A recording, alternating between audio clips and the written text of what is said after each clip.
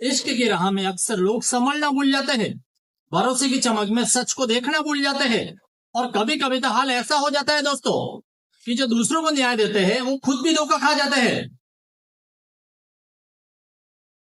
नमस्कार दोस्तों, मैं हूं सज्जन सिंह और मोटिवेशनल स्पीकर, और आज मैं आपको एक ऐसे रियल स्टोरी बताने वाला हूं जिससे सुनकर आप भी हैरान रह जाएंगे। हम अक्सर सोचते हैं कि ऑनलाइन ठगी, हनी ट्रैप या इन्वेस्ट के नाम पर होने वाले फ्रॉड सिर्फ आम लोगों के साथ ही होते हैं। हम मान लेते हैं कि पढ़े लिखे, समझदार और बड़े पदों पर बैठे लोग ऐसी गलतियां नहीं करते हैं, लेकिन यहाँ पर तो सच्चाई कुछ और ही है।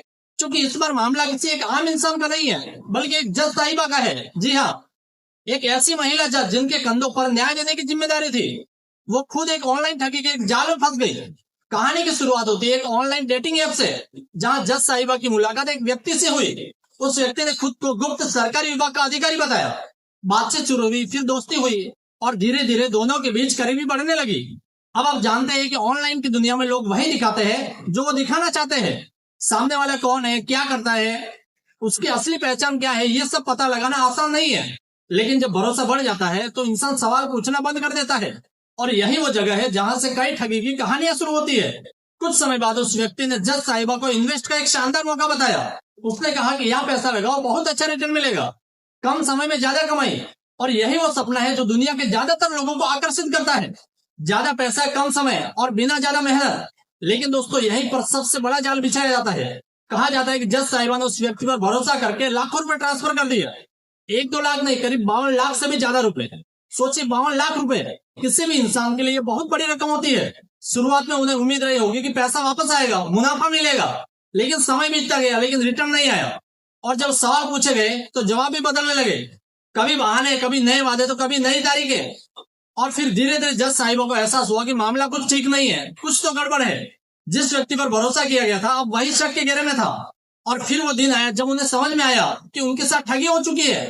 अब यहाँ तक तो मामला एक सामान्य साइबर फ्रॉड का था, लेकिन कहानी में असली मोड़ इसके बाद आता है, जब शिकायत दर्ज कराने की बारी आई।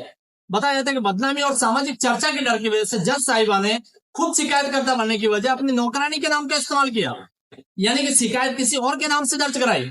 शायद उन्हें लगा होगा कि ऐसा करने से उनकी पहचान छिप जाएगी, लेकिन सच ज्यादा समय तक नहीं छिपता। जब मामला अदालत तक पहुंचा, जांच शुरू हुई, बैंक अकाउंट ठगा गए, लेन देन की जानकारी देखी गई, तो वही पूरी कहानी सामने आने लगी। जांच में पता चला कि जिन खातों से पैसा भेजा गया था वो तो खुद जज साहिबा के खाते थे। सारे ट्रांजैक्शन उन्हीं के बैंक अकाउंट से हुई थी। फिर सवाल उठना स्वाभाविक था, अगर पैसा आपका था तो शिकायत किसी और के नाम से क्यों?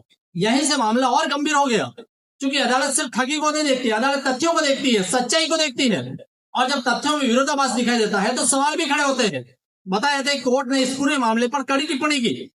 वहीं पर आरोपी की जमानत याचिका पर भी सुनवाई हुई, और अदालत ने यह भी नोट किया कि जांच में पूरा सहयोग नहीं किया जा रहा था। फोन की जानकारी, चैट रिकॉर्ड्स और अन्य महत्वपूर्ण चीजें पूरी साझा नहीं की गई थी, जिसके बाद आरोपी को राहत नहीं मिली। दोस्तों, यहाँ किसी व्यक्ति का मजाक उड़ाने की बात नहीं है, यह कहानी हमें बहुत बड़ा सबक देती है। सबक यह कि ठगी सिर्फ अनपढ़ या भोले लोगों के साथ नहीं होती। ठग इंसान की डिग्री नहीं देखते, उनका पद नहीं देखते, उसकी नौकरी नहीं देखते, वो सिर्फ उसकी भावनाएं देखते हैं, उसका भरोसा देखते हैं, उसकी कमजोरियां देखते हैं, और फिर वहीं पर हमला करते हैं। वो आज साइबर अपराधी पहले आपके दिल तक पहुंचते हैं, फिर आपके दिमाग तक, और आखिर में आपके बैंक अकाउंट तक। इसलिए किसी भी अनजान व्यक्ति पर ऑनलाइन भरोसा करने से पहले 100 बार सोचिए। किसी निवेश योजना में पैसा लगाने से पहले उसकी जांच कीजिए, फिर पैसा लगाइए। और सबसे जरूरी बात, अगर गलती हो जाए तो उसे छिपाने की कोशिश मत कीजिए, क्योंकि कई बार गलती से ज्यादा नुकसान उसे छिपाने की कोशिश कर देती है। झूठ की उम्र भले ही कुछ दिन लंबी हो जाए, लेकिन सच एक दिन सामने आ ही जाता है। और याद रखिए दोस्तों, हमेशा धोखा देने वाला दोषी नहीं होता है, लेकिन आंख बंद करके कभी कभी भरोसा करना भी बहुत महंगा पड़ जाता है। इसलिए वीडियो को ज्यादा ज्यादा शेयर जरूर कीजिए, ताकि यह जानकारी हर व्यक्ति तक पहुंचे। और चैनल पर अगर आप पहली बार आए हो तो चैनल को सब्सक्राइब जरूर कर लीजिए। मिलते हैं अगली वीडियो में किसी नए टॉपिक के साथ। जब तक के लिए जय हिंद।